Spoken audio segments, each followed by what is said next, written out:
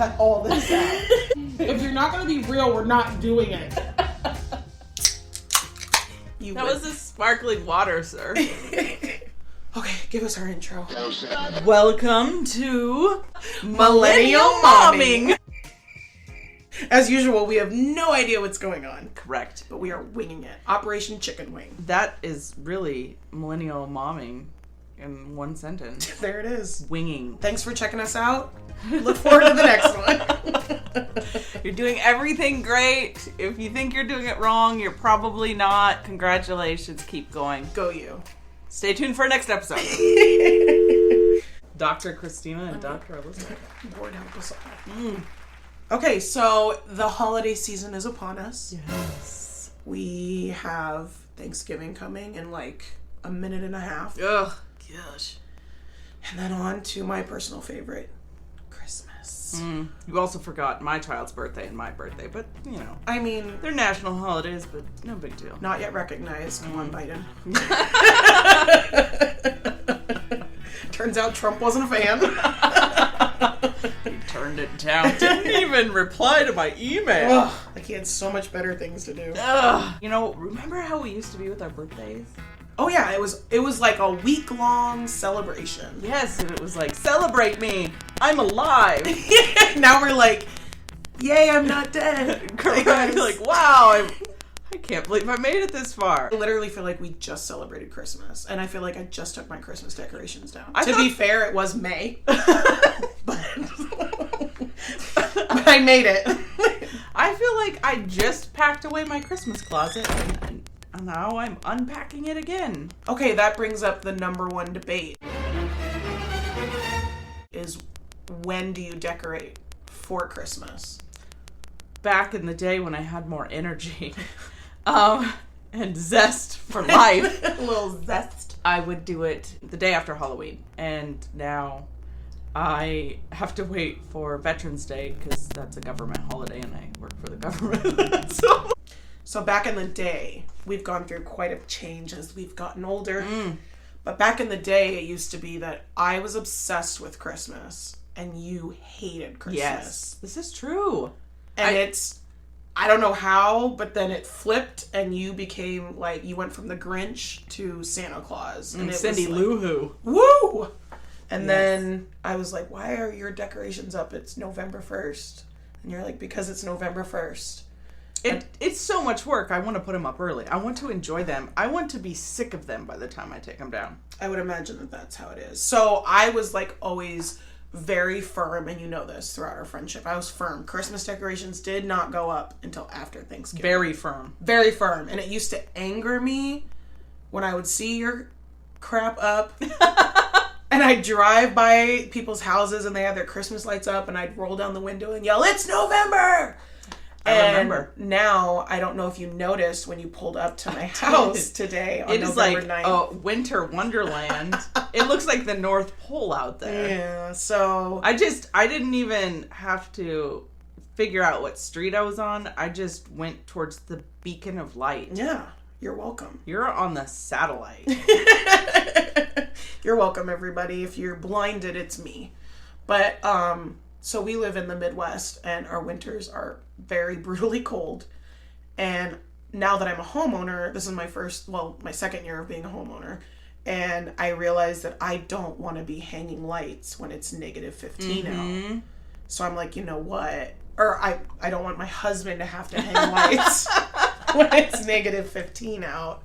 So I was like, you know what? I'm going to get it up this year. It was like 70 this past weekend. So I got them all out. I got my blow-ups up. I said I was never going to have inflatables because I always thought they were tacky.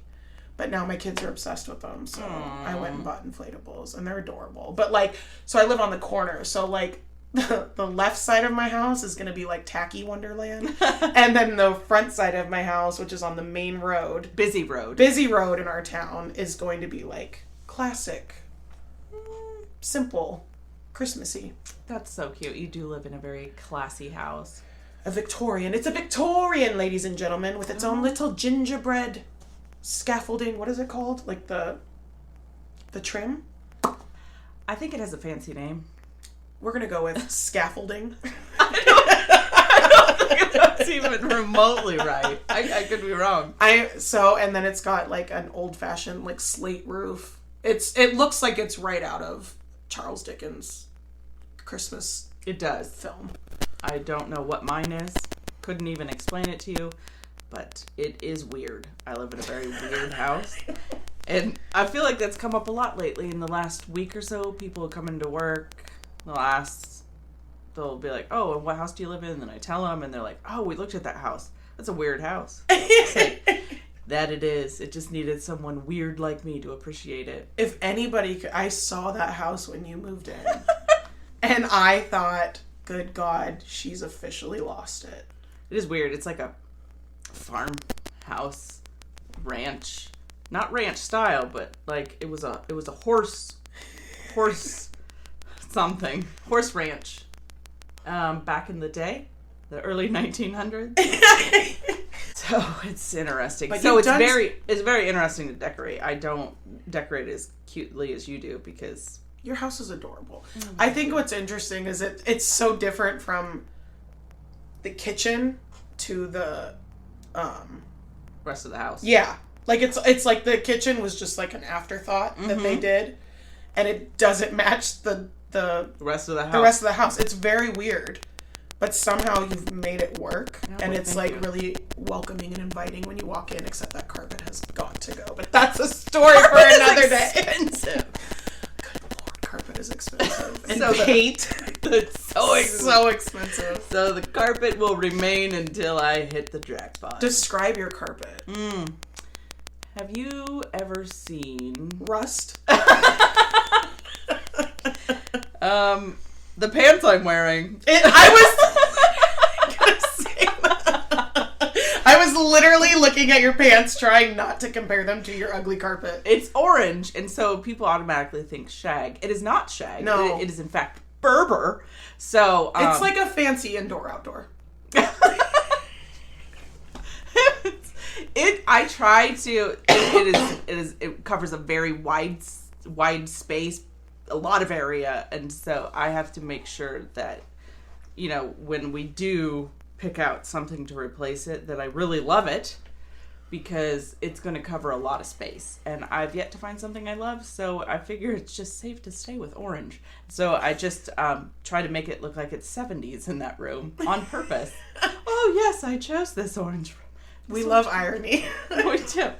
I love the 70s and the 60s. I love earwax gold orange carpeting.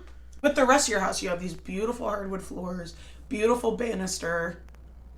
The rest of it works. It's just that. Also, the orange is glued down. The rest was not glued down, and I can't get that up. It's a lot of work. It's fine. Just I've given up. Lots of area runs. By the time I got to the kitchen, I gave up. So how many trees do you have? Well, I feel as though I have lost a couple trees. I currently have 3.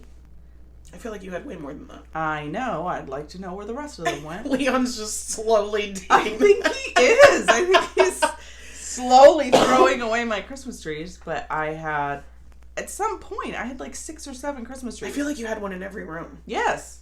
So I have 1, 2, 3, and then a tiny one, so 4.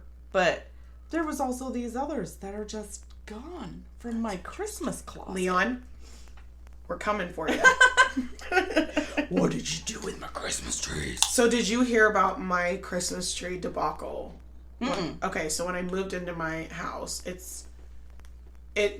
for some reason seems like the ceiling is much taller than it is. So we have very tall ceilings. Very tall. So I'm like, okay, these have to be 12-foot ceilings. I'm looking around, I'm like, yeah, 12 feet. So I go and I'm like, I'm going to get a 10-foot Christmas tree. And it was gorgeous. I had my eye on it for months, and I finally bought it. Huge. It's a huge, beautiful 10-foot Christmas tree. Get it home, get it up, and it comes in like the 3 pieces, right? Because it's a fake tree. Put the bottom one on, we're good. Put the middle one on, we're good. Put the top one on, and it turns out I have 9.5-foot ceilings. That top half's gonna have to go. It's gonna have to go, or I'm gonna have to drill a hole right here and have a mini tree come through my bedroom. That's brilliant. I know. But right now we just wedge the sucker in there and it works because the kids can't topple it over. But oh, that does make sense. now I can't even have a star because it's literally wedged. If you go down and look in that room and look up, I guarantee you will find pine needles on the ceiling. I promise you. That popcorn ceiling won't release. Never. So if I have one piece of holiday advice, guys, it's measure your ceilings Also, before you purchase a $500 Christmas. we have our priorities right. We both live in big homes, and when we both became homeowners, the number one thing on our to-do list was buy a giant Christmas tree. Yeah. And so... And we both were determined to get garland for our gorgeous staircases. Yes! That's the whole reason, like, one of the main reasons I bought this house was because my banister is so gorgeous. Yes. And I just wanted it to, like, as soon as you walk in the front door, it's just a gorgeous, like, old-fashioned wood, all original woodwork. This house was built in 1900, I think. And it's all original woodwork, has not been painted, has not been stripped. And so I was like, this is gorgeous. I'm going to get some beautiful garland to go down. And that was like my first thing that I bought was garland. And so it's funny that I'm finding out that she bought her house for the staircase because I actually bought my house for the staircase and everyone knows it. Uh-huh. I walked in and I said, I want that staircase. And so I bought the house. And unlike hers is natural wood. I painted mine. Stripped it down and painted it. I did. I stripped it down. I was like, I don't like it. I painted it white. It's pretty. But I would never do that to my wood. Yeah, your wood looks nice. Mine wood looked like I stripped it. It had seen better days. Much like us. Yeah. If I could strip me down and redo me, I would. We're like an old, tattered staircase from the early 1900s. That's how I feel. Living in a giant house with a Christmas tree that just won't fit. It just doesn't fit. It's really close. Anytime you walk by my Christmas tree, it does. Those wood floors are. Yeah. It rocks it. Everything's. When I walk by that Christmas tree, it knows I'm there. It wobbles. It does a little happy shake. If my child runs, I'm like, okay, go back there and catch the Christmas tree. It's coming. Timber! That's great. Yeah, it's because it's an old house. Its floors have done its duty over the last 100+ years. They're giving out. I like a good creaky floor. I swear, like, those things to me give your house character. So I really, really like that. So we both decided that we now are at the point where Christmas decorating is so much work that we will put up our stuff as early as humanly possible. Like, enjoying the process. There's so much pressure on moms these days to, like, give your children a magical Christmas. Seriously, if people are not grinning and crying on Christmas morning, I'm like, we're doing it again! Back upstairs, back in your bed. Back up! Race down like you're excited to be here, guys. Retake! Oy vey. Mom has to do all the cooking, the planning, the decorating, the buying of the gifts. And if we didn't, nothing would happen. There would be no Christmas. They would go get KFC. 100%. And then just take the kids to Walmart on Christmas and pick out toys. Correct. That's what their Christmas would be. So we go above and beyond to make these experiences be like so joyful and so magical. And then at the end of it, we're just exhausted. Oh, this is so true. Like, my lists have lists. I have a deadline of when I need things up because I also have a deadline of when I need things wrapped and when I need things bought. And when you need to shoot the Christmas card and mail the Christmas card out. Oh, gosh, I forgot about the Christmas card. Yeah. That just adds to it because then I'm like, oh, what outfits are we going to wear? Who? It is. It's a lot. And I don't think moms get nearly enough credit. You know what we should start doing is like take 5 years worth of Christmas pictures at that once. makes sense. And just age our children. Just age them a bit with Facetune. Yes. Just go in and make them a bit taller. Oh, how about you just take a picture of their face and paste it in there? Facetune.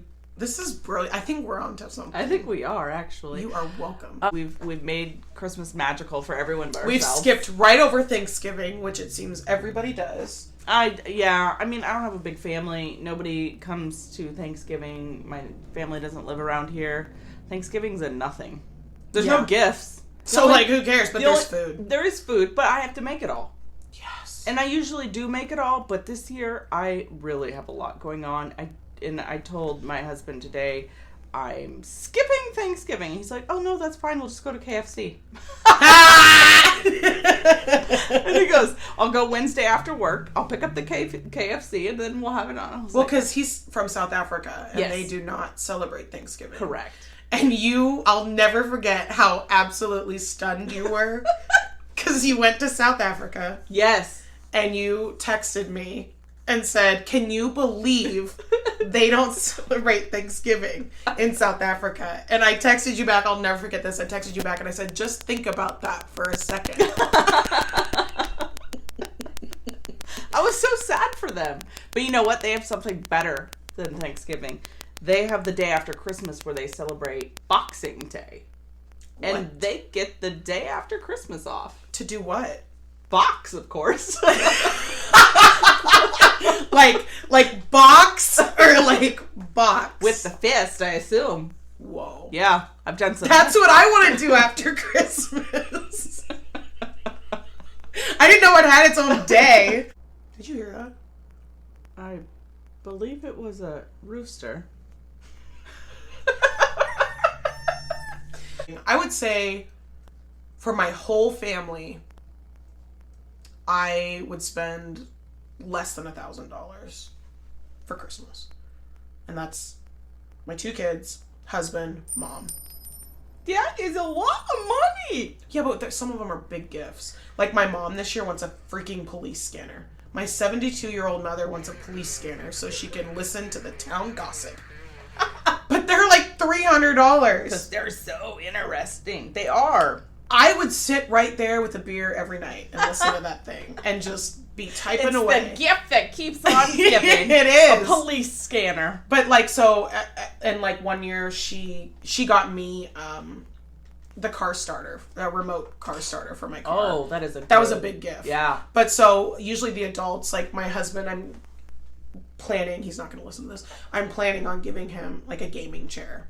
They're a couple $100. So the adults get a big gift, and then my kids get maybe like $200 each for their gifts. I guess I don't count how much I spend on. You should. I bet it's more than 1,000. I don't know. My mom is the most difficult person ever to buy for. Hugely difficult. Did she ever go to that concert? No! I bought her concert tickets and she didn't go. Wasn't it Cher? It was Cher. Still bitter, but whatever. Whatever. So what are you going to get her this year? I don't know. Probably coal. I'll show her. I have no idea. She's always like, just gift cards. What about husbands? They're so hard to shop for. Yes, mine has like 0 interests. He works, he goes to the gym, and he spends time with his family, and there's literally nothing outside of that at all. He needs a gym bag and look at you! And a vacuum cleaner. Oh, true, but he already has a vacuum cleaner. Okay. A power washer. That is true, but I use it more than him. It's broken. So he needs a gym bag. We've got that down. I thought winter gloves, since he snow blows. Yep. And then I thought, he's a good blower. Yes, and then I thought snow blower. Ooh, too expensive. And yeah, it's just everything that I could think of for him costs so much money. So then I'm like, okay, let's reel it back. Winter gloves. Gym bag.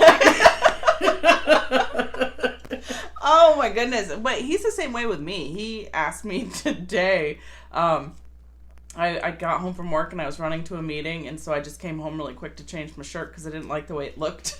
And so while I was changing my shirt, he's like, do you ever blow dry your hair? How do you feel about your hair dryer?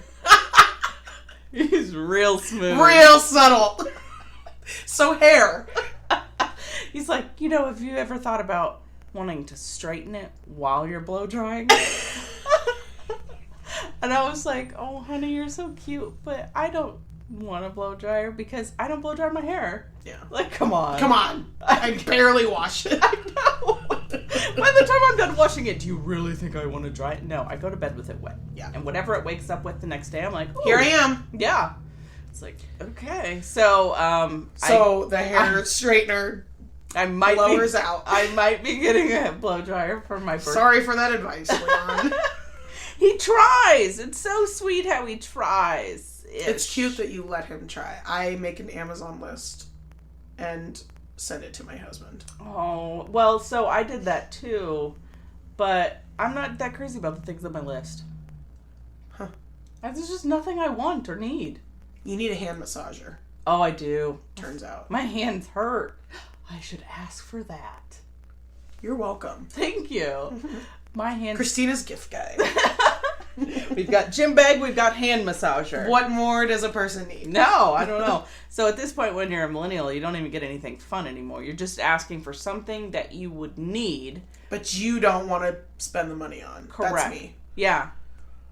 Sometimes I'd ask him to, just surprise me. And he's done that in the past. Has he surprised you by not giving you anything? Oh, yeah. Yes. Yes. Worst surprise ever. Yeah, he learned that when I say, you don't have to get me anything, don't not get me anything. Do not listen to... Look at me. Don't get me anything. Wink. It's one time he didn't, and I never let him hear the end of it. So, our children are somewhat easy to buy for. I know this. I am sick of picking up toys. Oh my God, preach. So there is not a toy really on that list. Yeah. There's no little pointless little toys. There's stuff that I know we would enjoy to do together as a family, like a Lego set, a Princess Castle Lego set. Yeah, that's cute. I would like Although to I do can't wait to watch you pick up those Legos everywhere. Well, no, you put it together and then you never take it apart again. And the other day she actually asked for Legos again, so I was like, all right, we'll star that in the list. That's what I do. I put it in my notes, and then if they mention it, I heart it. Yes, that's okay. That's a go. That's a go. There's nothing better when you're a homeowner than a Menards gift card. Oh yes, but even if I got $1,000 thing, I'd be like, it's not enough. This will buy 1 can of paint and some rollers. So now we've now depressed ourselves, now knowing that we're fully in charge of making Christmas magical for everyone. Everyone. Because we have to decorate, we have to cook, we have to buy the gifts. We also have to buy our own gifts. There's so much. I just want to drink mimosas and pass out under the Christmas tree. As soon as this podcast is over, we're going to lie in the bed just in a ball, weeping.